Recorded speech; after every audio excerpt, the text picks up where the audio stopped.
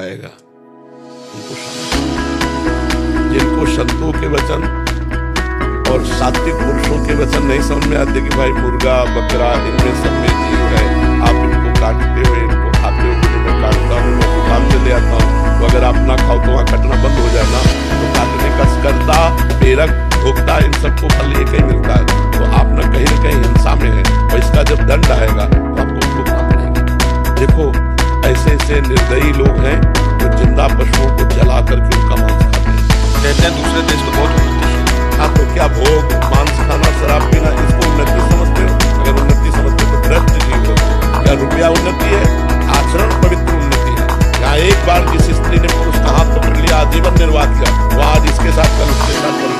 हमारे देश का सदैव अनुकरण करते रहे अन्य देश वाले, आज हम गिर रहे हैं इसलिए कि हम अन्य देशों का अनुकरण करें। ये जो boyfriend girlfriend live in relation, ये हमारे देश का नहीं है, हमारे शास्त्रों का नहीं है, ये अन्य देशों से आया हुआ आचरण है जिसको आज स्वीकृति मिल गई है। अब देखो एक लड़की एक बॉयफ्रेंड से 10 दिन बाद ब्रेकअप, दूसरा बॉयफ्रेंड 20 दिन बाद उससे ब्रेकअप, तीसरा, इसको क्या बोलोगे आप? ये विचार प्रवृत्ति बोली जाएगी ना। अरे हम कह रहे किसी लड़की को अगर ऐसा है तो एक बच्चे को वरण कर लो और उसके माता पिता से मिलकर ब्याह करो, गृहस्थी में चले जाओ, कोई परेशानी नहीं। हम और पक्ष पे नहीं, एक पक्ष पे दोस्ती करो, बेविचार करो, और जब तुम्हारी दोस्ती पक्की हो जाए फिर गृहस्थ में चले जाओ। फिर जैसे गृहस्थ का प्रयोग होता है, एक आज हमारा गृहस्थ धर्म में बहुत संकट में, कई जगह व्यभिचार करने वाली लड़की, कई जगह व्यभिचार करने वाला लड़का, ये जब पानी ग्रहण करेंगे तो मर्यादा में नहीं रहेंगे, क्योंकि ये पहले ही अपनी आदतें बिगाड़ चुके हैं। अब इनकी गृहस्थी कैसी रहेगी? पुरुष देख रहा है कि वो उनसे बात कर रहे हैं, वो देख रहा है उनके साथ जा रहे हैं, तो संबंध विक्षेप, संबंध का मिठास कहाँ रह गया, संबंध का भरोसा कहाँ रह गया, संबंध में विश्वास कहाँ रह गया, तो जीवन किस काम? तो ये विदेश कोई उन्नतिशील नहीं है। आप क्या उन्नति मानते हो विदेश में? किस बात की उन्नति मानते हो?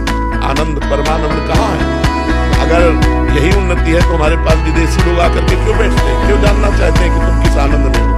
अरे तुम भारतवासी अपने गर्व में रहो, अपने धर्म में रहो, अपनी महिमा में रहो, दूसरों की बातें मत देखो।